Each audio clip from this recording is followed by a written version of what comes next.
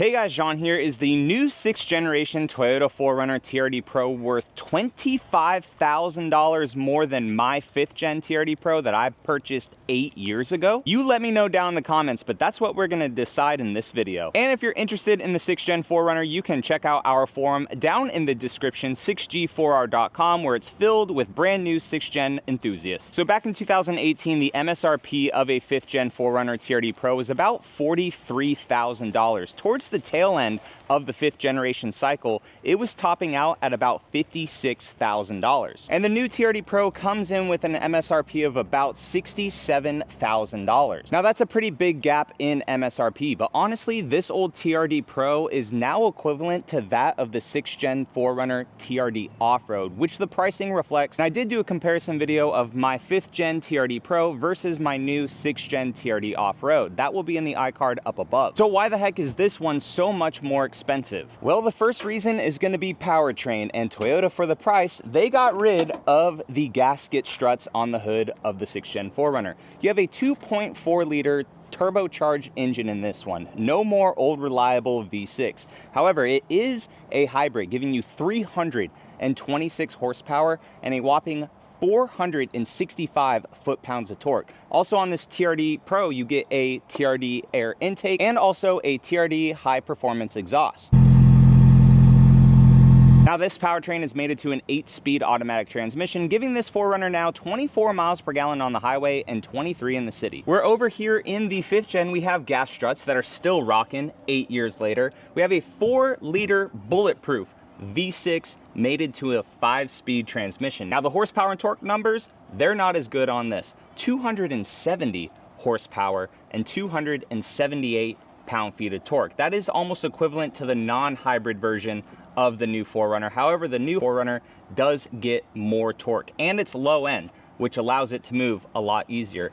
MPG numbers on this, 16 in the city, 19 on the highway, 17 total combined. Which one would I rather drive though? Honestly, if it came to just being a daily driver for me, I would pick the 6th gen all day over the 5th gen. It just actually finally has power for a 4Runner platform. It actually gets decent gas mileage, and that 8-speed transmission, it's not hunting all over the place while you're on the road. The 6th gen is a much better vehicle to drive as a daily. Long-term reliability though, this is untested and untrue. This over here though on the 5th gen, absolutely bulletproof. Toyota's been using this motor, I think, since 2004, basically, on the 4th gen 4Runner, all the way up now to the end of the life of the 5th gen. So over here, if you're wanting just reliability, hands down, go with the 5th gen. The 6th gen still has to prove itself. Now, other upgrades that may be worth the cost is this one. It came with 31.5-inch tires. They were Nitto Terra Grappler tires. Back behind them, we have some Bilstein suspension, which is not adjustable. 4Runner did evolve into the Fox suspension, but it was not adjustable from the factory. They improved on that over here with the 6th gen, now with 33-inch tires from the factory, wrapped around an 18-inch TRD wheel. And back behind it, you can see we have some candy red upper control arms from TRD, and now we have Fox QS3 adjustable shocks. So you can stiffen them up if you're gonna drive the vehicle nice and fast. You can have it at a medium setting if you're gonna be going to Starbucks or the mall, or you could have it as a nice soft setting if you're gonna be doing some slower rock crawling with this. So with that upgraded suspension and bigger tires, the 6th gen actually has about an inch more ground clearance than this 5th gen did when it was stock. Dimensionally on the outside, Toyota did make the 6th gen 4Runner a little bit wider and a little bit longer. They also improved the wheelbase right here. It is 112.2 inches. The old 5th gen over there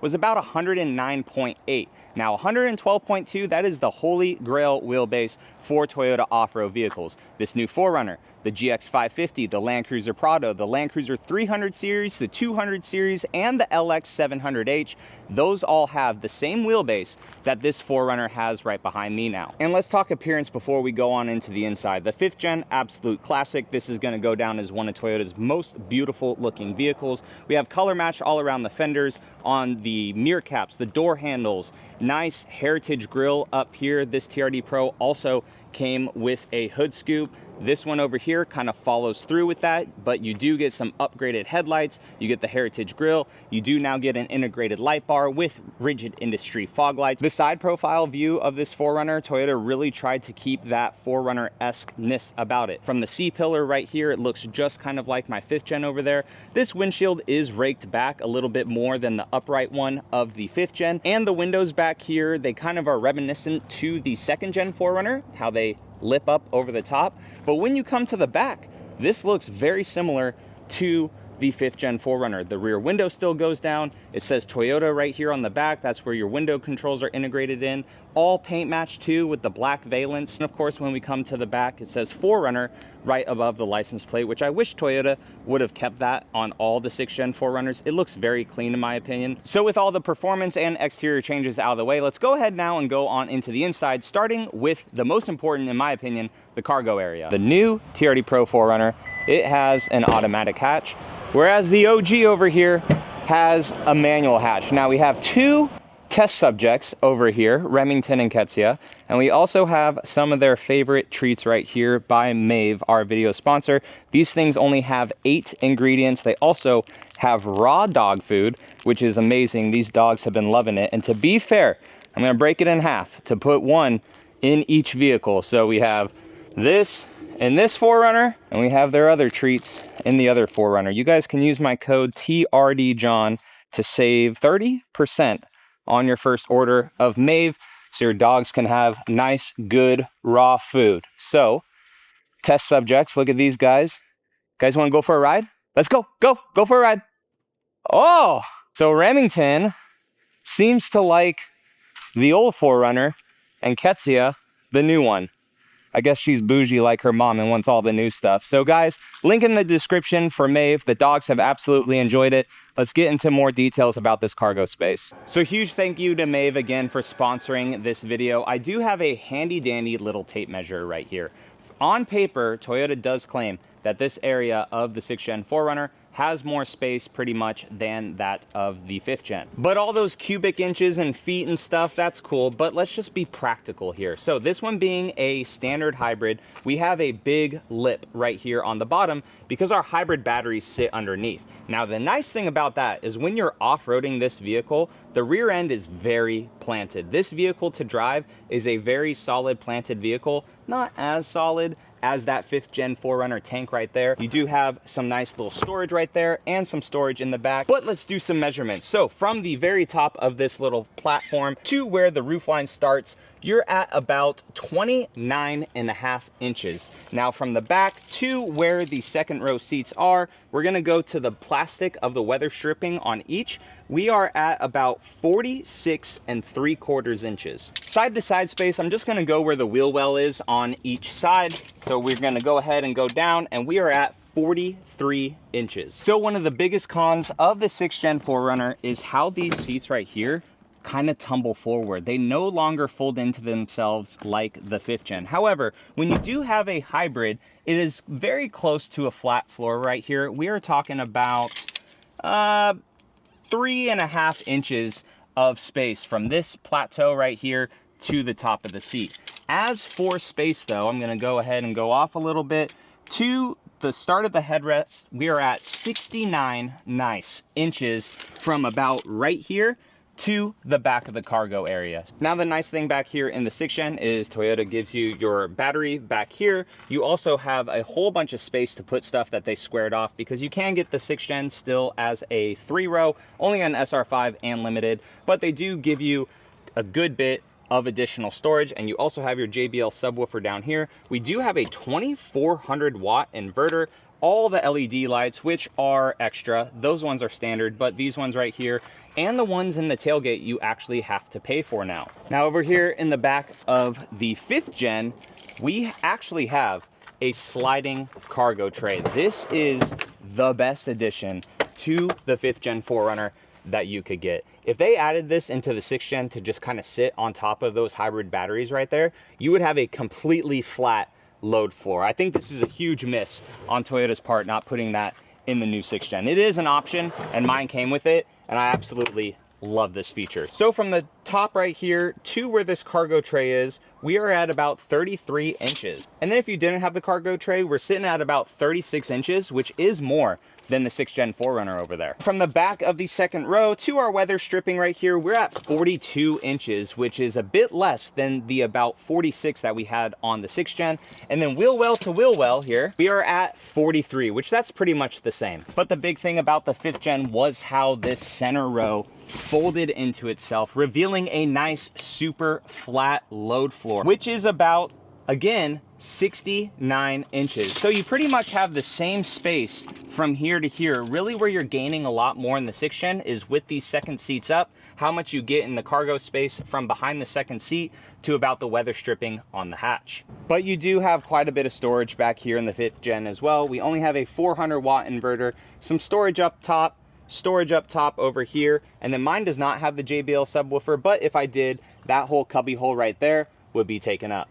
As for the interior of the 5th Gen, it's super solid, man. This is such a solid interior. Toyota does not make them like they used to. This is built in Japan. Same with the 6th Gen 4Runner, at the same plant actually, but you have soft touch material all through the doors, a super sturdy freaking handle on it. These Softex seats have about 43,000 miles on them. They still look brand new. The one thing that I don't like though is my interior of this is pretty much just like a TRD off-road of the same generation. There's no real crazy things in here that showcase that this is a TRD Pro. The only reason you knew that back in the day on the 5th Gen 4Runner was pretty much by the special color and the TRD Pro badging. But good center console, fake carbon fibre all throughout, heated seats. We also have our crawl control features up here, so we don't have any sort of sunglass holder. You have your rear locker right there, A-track, the crawl control, multi-terrain select. Only a single zone climate control, which other 4Runners towards the tail end, they did get dual zone climate control, but not a whole bunch of storage. No fast USB-C charging, no shelf over there. It was pretty much for practicality and being super reliable. Whereas when we come to the 6th Gen 4Runner, you'll notice that we have cameras all throughout. You did get a full 360 camera view on the 5th Gen towards the tail end, but it was pretty much of the quality of a potato. But when you get into this one though, now you're really greeted with a whole bunch of TRD Pro accents and badging. Right here on the door, you have the red stitching as well. You have memory seats, which the other one did not have. You have a little cubby hole right here for things. You have integrated aux switches, which I've had to put into mine for my light bar. You have the automatic hatch right there. You have an electronic powered steering wheel. You also have heated and ventilated seats in this with that kind of technical camo, which only the TRD Pro has, so very exclusive to this interior. You have a nice center console with the red stitching there. TRD shift knob, which mine I guess did have, and you also have the TRD steering wheel with the center line, a nice 12.3-inch screen, TRD right there at the bottom, a massive 14-inch screen with wireless Android Auto, wireless Apple CarPlay. The 5th Gen towards the tail end only had wired CarPlay. You do have dual zone climate control as well, which is nice. And then when you go over there to the passenger side, you have Toyota spelt out, which only the TRD Pro models have. You also have some soft text material right here on the dash. You have a little cubby right there for the passenger, which I like. JBL sound system too. A wireless charger right down there. Some fast USB-C charging on the other side. And then all of our off-road modes are integrated into this nice little dial right here. And it does not clunk loudly like the 5th Gen over there. You also have a rear locker in this one, same as the 5th Gen, but now they integrated a sway bar disconnect and a digital rear view mirror. And up here too, you could see, since all of our stuff isn't up there, we do have a spot for some sunglasses. And a big thing is payload capacity. Over here on the 5th Gen, it is 835 pounds. Now, as for cargo capacity, does the 6th Gen suck? No, it's 895 pounds. This one does have some accessories of 91 pounds, but if you didn't have those integrated accessories, because this one has a roof rack, it has a rear diff skid, it has some other stuff too, adding to that weight, but everyone was worried that, oh, it's a hybrid, the payload capacity is horrible. Well, out of the box, this is 60 more than that of the 5th Gen 4Runner. It can also tow upwards of like 6,300 pounds, whereas the 5th Gen 4Runner, I believe, topped out around 5,000, 5,500. Now, lastly, and probably one of the more important things, is rear passenger space. So on the 5th Gen, You have nice soft touch all here on the doors. Again, a very solid door. No real grab handle right here to climb up in. You just have to use the door and climb on in. And then at my driving position in the 5th gen, I have a good amount of space. Not a whole lot of head space. You do have a reclining seat, which I could go very far back in this, so it's comfortable back here. It's not amazing, but again, it's kind of a more mid-size SUV. Whereas now over here on the 6th gen, this door opens up quite a bit further than that of the older model. You also have a grab handle right here too. Soft touch all on the door. We do have some cup holders right here too. And at my driving position, I would say I have a little bit less here in the 6th gen, but weirdly online from what I saw with ChatGPT and other things, Toyota says you have about 2 inches more in this one, which I don't understand. I'm not sure if that's with the front seat way forward versus that of that one, but at my normal driving position, I have more space in the back of the 5th gen. You also can recline these seats back as well, so see you later. And we have an inverter back here for 110 outlets and 2 USB-Cs for the rear occupants, whereas my 5th gen over there, it doesn't have that. So at the end of the day, which one would you pick? Tried and true, the 5th gen, which is holding its value like absolute crazy. I bought this, like I said, for about $42,000, $43,000 back in late 2017. I guarantee I could sell this thing right now for the same price, if weirdly more, because of inflation right now. The 6th gen 4Runner, again, it has to prove itself, but I would choose this thing all day long as a daily driver over the 5th gen. It is just such a better vehicle to drive. It's more comfortable. The tech in it just as nice. You can upgrade your 5th gen 4Runner to be as good as this, if not better.